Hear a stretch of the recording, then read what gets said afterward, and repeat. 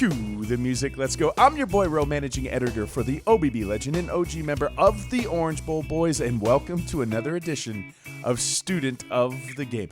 It was a bad one, Miami Hurricanes fans, one in which your Hurricanes lost 45-3.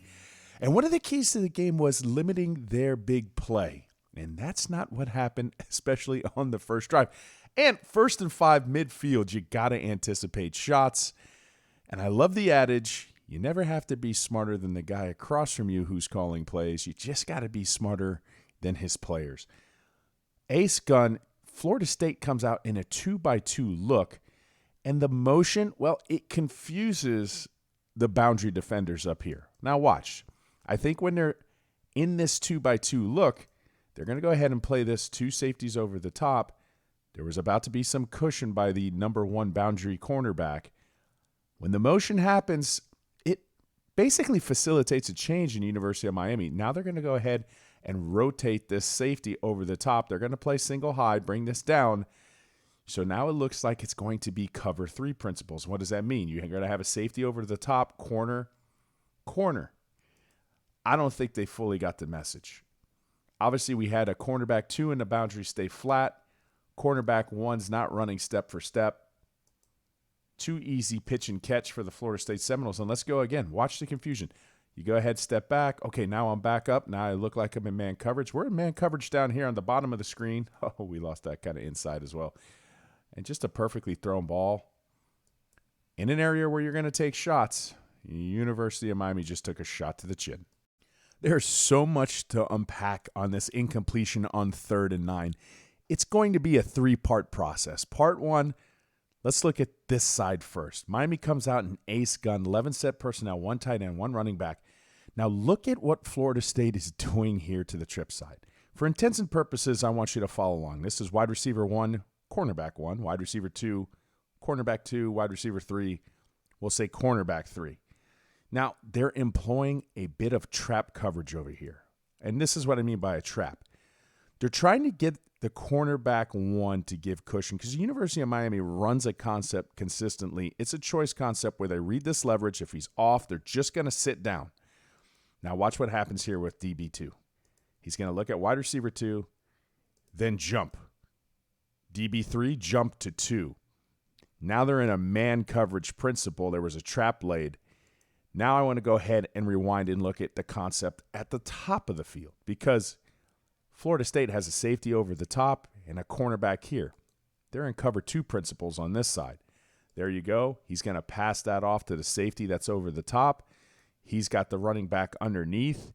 Now, when we have this, and this is going to be the 3rd and final part, right there it looks like Will Mallory is left wide open. We saw how there was a safety initially over the top. Could that have been the more viable option? Sure.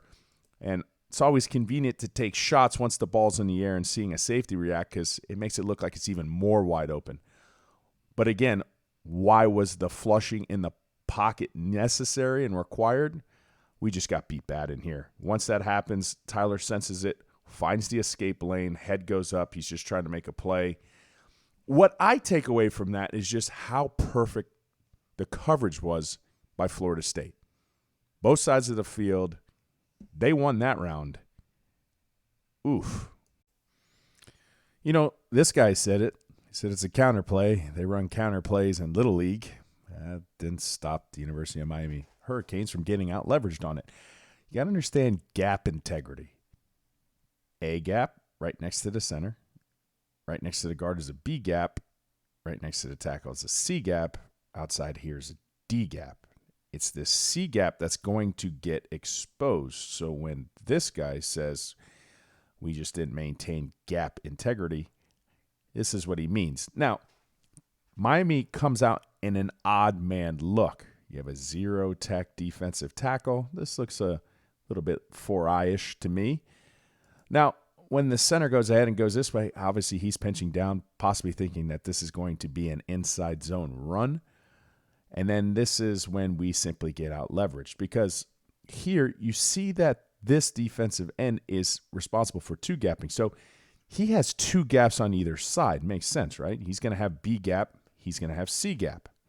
It's the C gap, once again, that's going to be the vulnerability on this run play. But again, Florida State's going to beat you because now they seal this off. And yes, you were responsible more for your B gaps, but the tight end's going to seal you off. And then this is when we run outside the gap. So now that's where that C gap bubble emerged. Florida State's off and running. Again, great play. Zero Tech runs away. Now you got the A gap. Oh, okay. Sealed off. They're just beating you to the punch. Flat-footed, not even caring. Sucked inside. So remember when I showed you about 2 clips ago that Florida State was setting a trap? Well, they caught the Miami Hurricanes in it, and it's the same concept and design. DB1 over wide receiver 1 is going to show a lot of cushion. That's going to entice quarterback Jake Garcia, and here is the trap. Because right here, when he saw that cornerback way off in cushion, he's already decided to go ahead and throw that ball. But once again, it's DB2 over the wide receiver 2 who's going to go ahead and jump to a spot. He's trying to play the tendency. They're baiting the look. That's the trap. That was the pick. I saw it earlier in the game. Jake did not. So on 3rd and 8, University of Miami obviously gives the defense the advantage, and Florida State's going to take it because you're not on schedule, so you're more than likely going to play into their hands. Florida State, man 2 safeties over the top. Cornerbacks are going to be in man coverage. I applaud the pass off here, too. You got to pay attention right here to the Mike linebacker. He's going to look in. He's going to immediately look here because he's like, I know there's a lot of crossers in this offense, and I'm going to pick one up. Great pass off. Here they go. They're talking. They're communicating. All the reads are covered.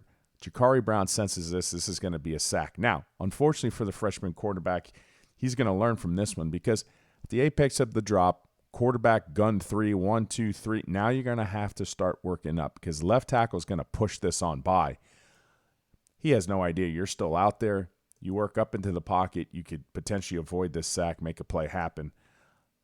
But you can't put that one on the left tackle. Quarterback's got to work up into the pocket on that one.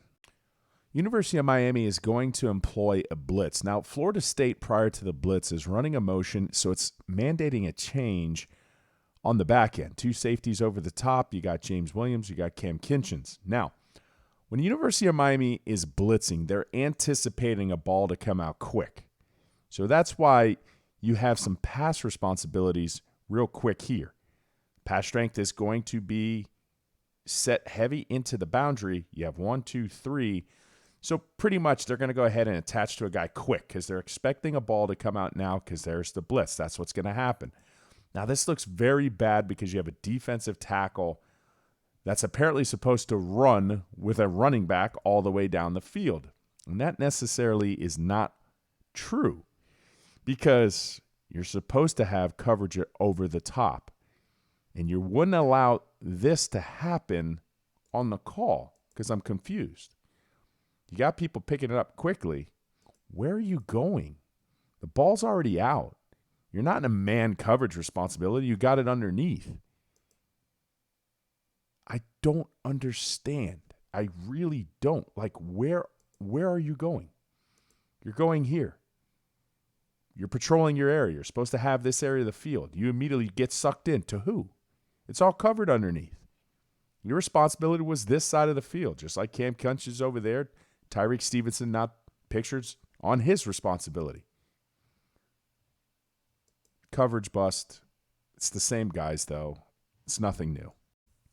Now, I might be living in fantasy land on this one, but I always felt when the quarterback gives the running back the ball like this and then just runs out, and I got to applaud Jakari. He's trying to be physical. You're down 31-3. He's trying to set a block. Way to give quarterbacks a good name. That a boy. But like right here, I always felt like now he could get the option, right? I think that would be pretty cool. Good run by the Rooster. Maybe we turn that into an option. I know. Crazy town. You have to be creative in the red zone. You just have to. This is after a failed attempt by the University of Miami just trying to run like a quarterback zone read, and then the fumble, and Jakari's like trying to chase it down. It looks kind of comical. Josh Gaddis, in terms of exoticism inside the red zone, is pretty vanilla. It doesn't exist. But I got to applaud great plays when I see them. I just love the way that Jordan Travis, because look, he looks like a running back. He gets everybody to suck up, right? They're thinking he's going to do a quarterback delay draw. This is just to keep this at bay, and it's wide open. It's wide open. It is wide open. Now, pay attention to the route by the actual wide receiver. It's going to come up like he's going to block, stutter, and go. Don't have to confuse the defensive coordinator. You just have to confuse his players. By far, the better game plan, the better coaching staff on the night was Florida State. It wasn't even close. And this is how the night ended.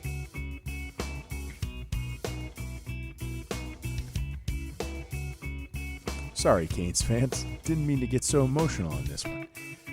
Your Miami Hurricanes lose 45-3. A lot of work to be done.